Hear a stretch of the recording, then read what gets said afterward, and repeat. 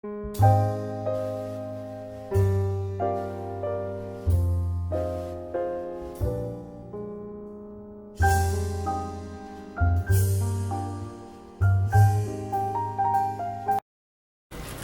de las claras muestras de esto también se verifica en los aconteceres del último año en Colombia, en el que hay, entre otras expresiones, de la manifiesta presentación de necesidad por parte del gobierno de la conexidad de ciertos delitos con los realizados por los grupos al margen de la ley. Ese es un claro ejercicio de observación en punto de la ontología con efectos jurídicos.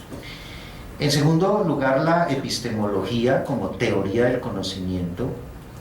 Hemos ilustrado con algunos ejemplos a los estudiantes de cómo esa relación del sujeto cognoscente con el objeto cognoscible deja en la actualidad algunos rastros que son más que diagnósticos, pero también con protuberancias de alguna enfermedad por haberse lacerado el mismo derecho en la concepción de la norma por la norma, y esta haberse mostrado como el derecho mismo cuando no es así. Insistiremos exclamando que la norma es una pauta que orienta una voluntad, y la epistemología en este momento muéstrase con unos fulgores, entre otras razones, por la interventoría de la interdisciplinariedad. Y esa interdisciplinariedad dejando ver en el cuadro ontológico los giros, los principales, el giro epistemológico en el lenguaje, que es una de las esencias y las sustancias en el tema del derecho penal constitucional.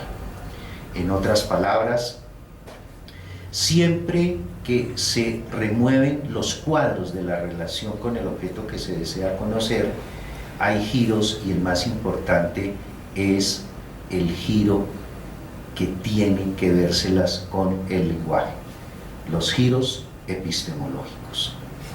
¿Qué no hablar de la sociología jurídica, que ya cuando también revisábamos minutos pretéritos, ella señala información, destaca el relieve de conductas que por acción o por omisión comprometen proyectos, dejan a mitad del camino algunos itinerarios, en fin. Quiero referirme en este momento tan solo a esa importancia matricial de la sociología con su carácter jurídico. Y además, porque el adjetivo de lo jurídico entraña una solvencia de lo que también debe hacer el derecho en la condición clasificatoria, categórica, organizacional. Ya denotábamos cómo el cambio del rol del juez, el cambio del rol en los intervinientes en un proceso penal. Nos preguntamos, en el debate público, en el debate oral, el rol que ejerce cada uno de los invitados y convocados por el sistema correspondiente. Un juez de control de garantías que, como su nombre lo indica, ha de estar provisto de todo el conocimiento para que no haya transgresiones a los derechos fundamentales, pero no en única instancia del procesado, sino también del contexto del que él está siendo protagonista. Ese trabajo que cumple el juez de control de garantías en forma previa o en forma posterior, porque es el juez constitucional en el proceso. El rol que cumple el juez de conocimiento con la inmediación, con la escucha, con la atención, porque en el rol que despliega el juez de conocimiento actualmente vemos verificable el principio denominado por la profesora Adela Cortina de universalización. El poder, mientras escucho la teoría del caso del fiscal, acompañarlo en su residencia y después volver a mi propio ser para escuchar la teoría del caso del defensor. Y sin infidelidades tomar partido y, de acuerdo con mi certeza, asumir una resolución. Esto, un simple ejemplo, porque daría para detallar más y más, pero lo único que me mueve el interés ahora es que sepamos que dentro del concepto de la sociología está el de la variación de los roles. A quienes han ejercido, o mejor quienes hemos ejercido la judicatura, sabemos que esa sagrada investidura, esa que llevamos, que no es el elemento túnico, sino el de la representación de la administración de justicia, esa toga socialmente muestra una razón de ser. Y más allá, la capacidad de quien juzga para resolver con inmediatez. Finalmente, la indiscutible importancia de la teoría general del derecho, porque he escuchado a muchos colegas profesores indicando que la teoría general del derecho es otra. No. La teoría como teoría permanece, y uno de los puntos de apoyo a mi versión justificatoria descansa en el trabajo del profesor Alexi, cuando él, en su texto sobre la fundamentación de los derechos humanos, mira de un lado la teoría como teoría para trasladarse a la teoría general y termina con la teoría jurídica de la fundamentación de la ley de esta especie, es decir, de la ley fundamental. De donde se sigue que detrás del derecho fundamental hay una ley que es la fundamental. Y ahí está la clara expresión de la permanencia de esa teoría general del derecho, siendo ese derecho el mismo, pero distinto. La norma como una expresión impersonal, general y abstracta, mantiene esas características. Y es lo que también nos está permitiendo aducir que la colocación de la norma en el lugar que por naturaleza le corresponde haría, por lo menos teóricamente, del derecho algo más aplicable. Cuando al comienzo de nuestro trabajo indicábamos que no nos sea jamás suficiente el cambio de los códigos, el cambio de las normas, como lo que lleva a patrocinar el entendimiento del derecho constitucional, por una elemental razón. Y es que si yo hablo de un derecho penal fundamental, de un derecho penal constitucional, y acudo al artículo primero, ese Estado social de derecho prometido fundacionalmente se encuentra en el respeto, y ojo, el respeto es un elemento tabla de la axiología, es un valor, y un respeto dirigido ¿a qué? A la dignidad humana. Esa dignidad humana que aquí detectamos aparece con la criatura humana. Y con esa criatura humana, unas facultades de las que se vale para racionalizar, también para irracionalizar, para hacer o no posible la proporcionalidad, la habitatividad de la armonía, la secuencia o no de los elementos de la naturaleza. Y estas son las facultades mentales: la conciencia, la inteligencia, el pensamiento, la memoria y la sensopercepción. La palabra conciencia, de la que tan buen uso ha hecho la sociología, debe empezar a convertirse en una esencia y sustancia del derecho penal constitucional. Porque es la que se le pide tanto a quien administra justicia como a quien es destinatario de esas normas, en las que no solo hayase previsto un castigo silogístico, sino también el decoro por el respeto a unos derechos. Esa es la diferencia. Una conciencia, pues, que de conformidad con la definición que hemos dado sobre norma, es la que conduce al sujeto a tomar sus decisiones, a regularse a sí mismo. La inteligencia, en términos medios, porque está definida por los psiquiatras como la capacidad que tiene el ser humano para resolver de manera acertada, en el menor tiempo posible, los hechos que han sido puestos a su consideración. Inteligencia es capacidad para resolver, capacidad para decidir. ¿Y cómo corresponde decidir? ¿Cuáles las líneas para cumplir el rol?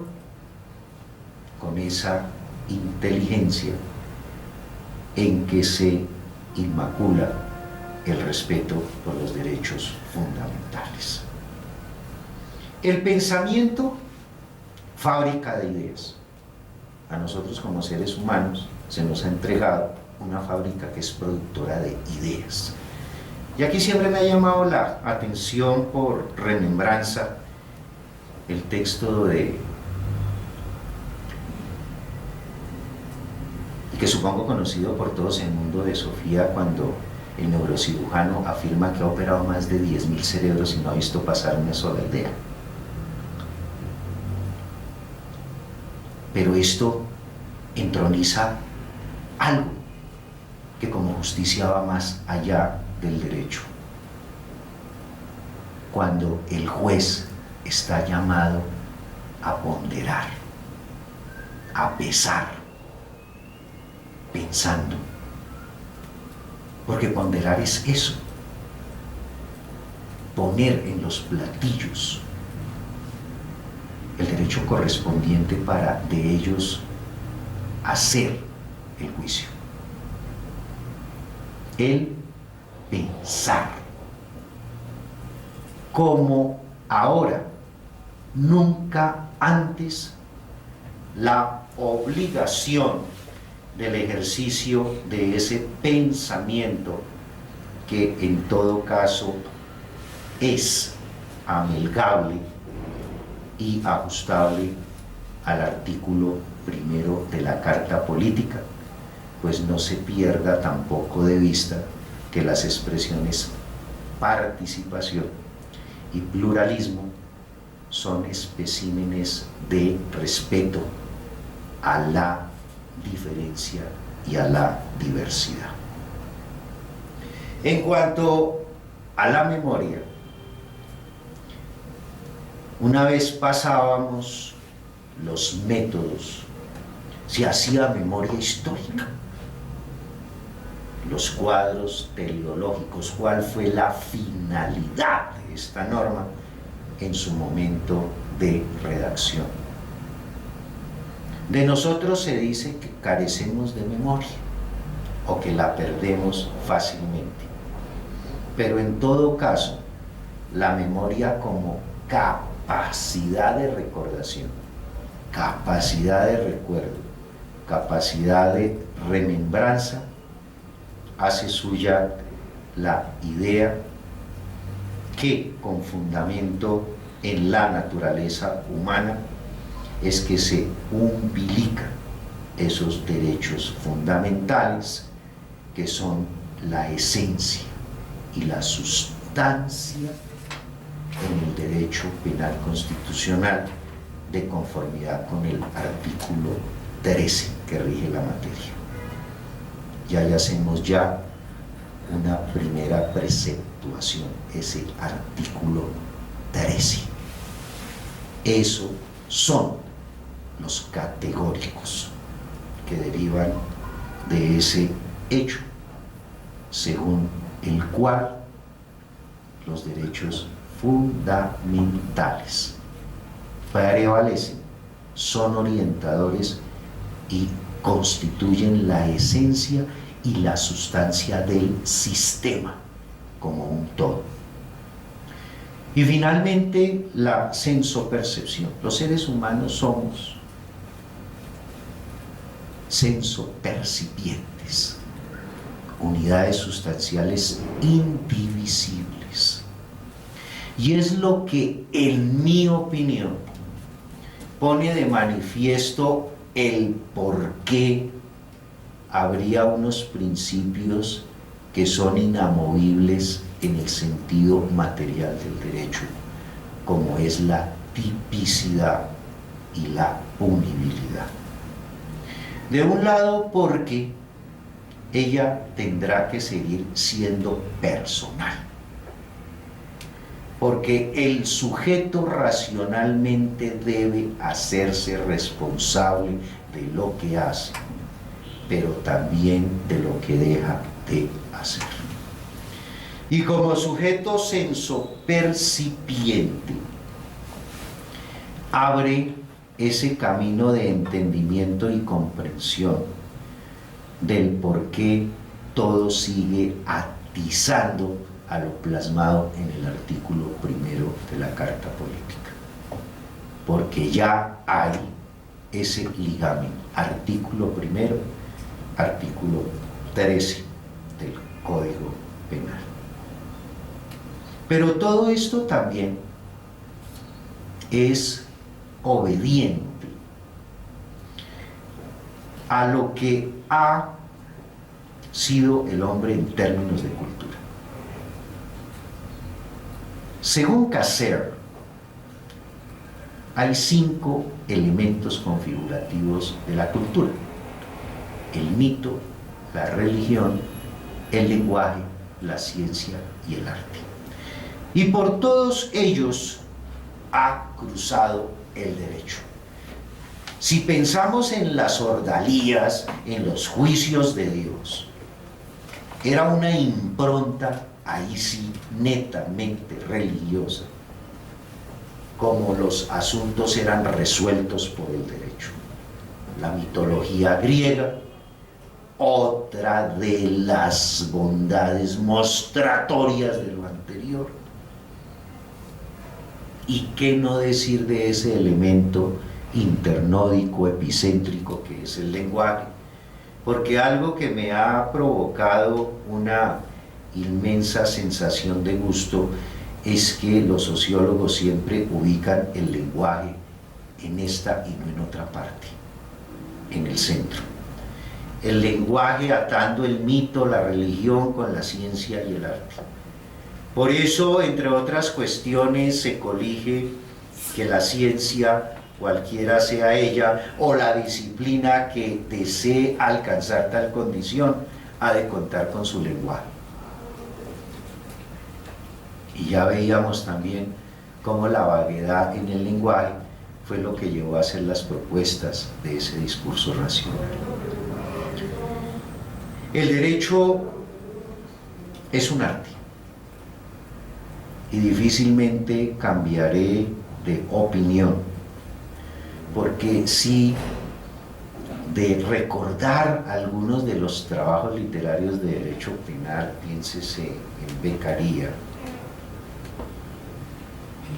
hay una concepción artística donde se le quiere dar al cuadro la pictoración según la época.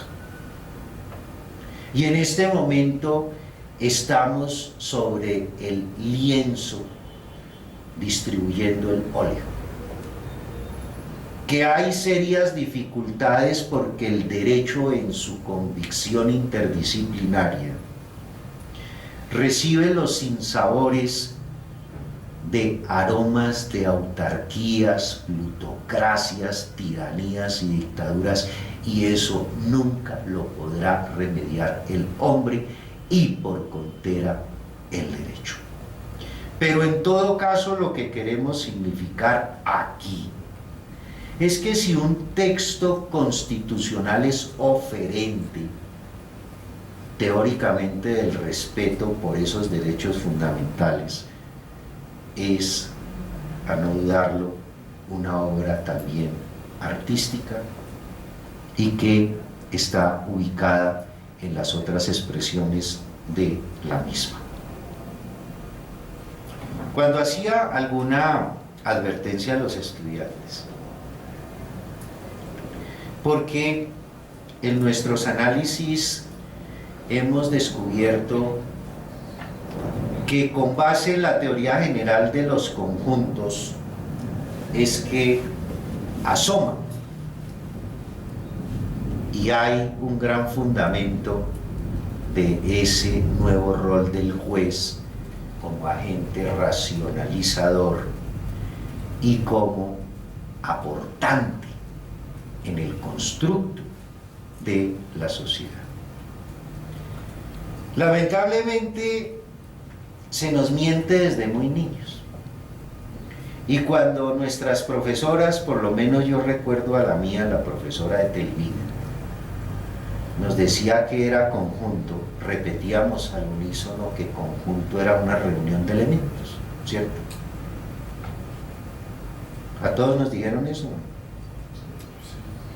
Pero cuando pasaba la profesora a la clasificación, el primero que aparecía como clase de conjunto era el conjunto unitario. ¿Y cuál es el conjunto unitario? El que tan solo tiene un elemento, entonces no es conjunto. Porque, repito, si conjunto es una reunión de elementos, uno no es conjunto.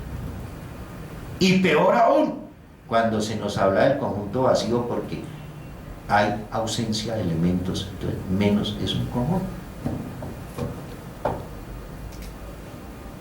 Pero esas eran las bases presupuestales del concepto de mera legalidad, y fue lo que me llevó a sugerirles a los estudiantes la lectura del primer capítulo del libro del profesor Luigi Ferrajoli, Derecho y Razón. Pero sí surgían otras expresiones de conjunto, en que la primera de ellas señalaba la ruta para el principio de la mera legalidad en ejercicio pleno de la norma como instrumento de poder. El conjunto homogéneo era el conformado por elementos de la misma especie. En consecuencia, el elemento que no tenía las condiciones de identidad de aquellos que ya eran vistos como homogéneos no podían formar parte del mismo, y contrario sensu recibían una respuesta categórica por no llevar esas condiciones. La reacción de la ley era inmediata: no forma parte del conjunto homogéneo, recibe las consecuencias del cuadro que está verificándose en la norma. A punto que se llegaron a consideraciones tales como el de la anormalidad por la condición de ciertas personas ya podían ser sancionadas. Pero es que esto también tuvo su realce no en las líneas contenedoras del derecho, sino en la sociología misma, porque nosotros fuimos testigos de cómo a los niños que manejaban el hemisferio izquierdo, a quienes eran zurdos, les amarraban la mano, les amarraban el pie, porque eran considerados anormales. ¿Y qué anormales? Cuando hacía mis prácticas deportivas, sobre todo en básquetbol, si temía marcar era a un zurdo. Si hay algo difícil es eso. Pero volvemos atrás. Socialmente se consideraba anormal a quien no podía emparentar por cualquier razón a los miembros del llamado grupo homogéneo. Subsunción de la norma, ejercicio mecánico. Pero cuando aparece el conjunto heterogéneo, esto es el que recoge todos los elementos, a quienes habían sido vitupeados y vulnerados sus derechos, empiezan a gozar de ellos. Y es lo que explicita palabras constitucionales como pluralismo, como verdadera participación, porque ya se insiste, el conjunto recoge la totalidad de los elementos. Y en la totalidad es que sí podemos verificar el sistema y clasificarlo a partir de lo natural y no a partir de lo artificial, como alguna vez fue la norma, creación artificial de derecho. Porque bastaría con formularnos una pregunta: ¿qué es lo verdaderamente natural? ¿Lo que le es inherente al sujeto o lo que artificialmente él crea? Y no hay que hacer un mayor esfuerzo de lucubración para encontrar la única respuesta a esa pregunta.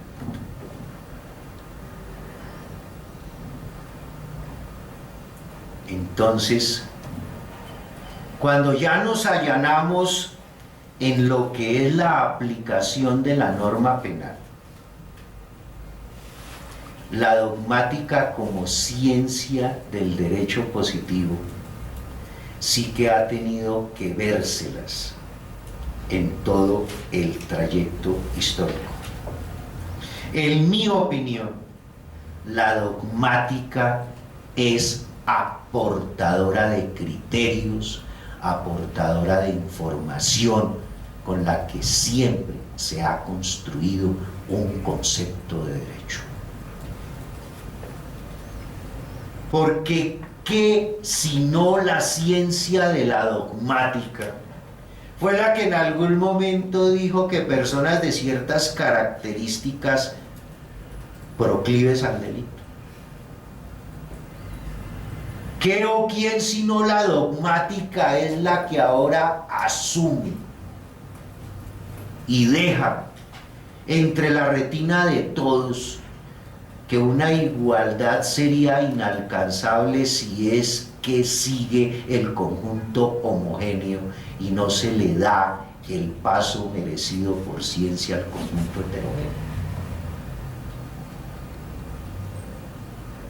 Entonces, esa dogmática, la que nos fue enseñada, la que se nos sigue enseñando y la que nunca desaparecerá, fundan un método de interpretación integral.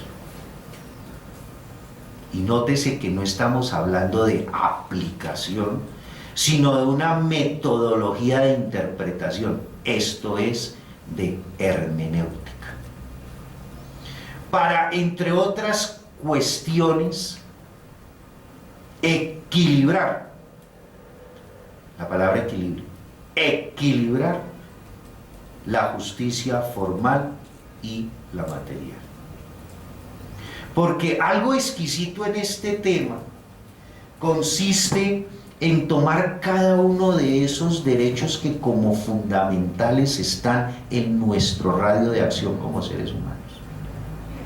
Y cuando yo hablo de un debido proceso, ese debido proceso tiene razón de ser antes que en las formas rituales, en aquel a quien se dirige este como una garantía. Si a mí se me dice que hay una prohibición legal para que me investiguen 2 veces por el mismo hecho,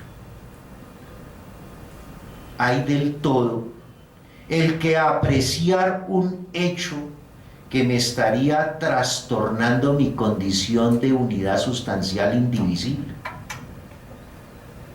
Porque si en algo también hemos hecho un esfuerzo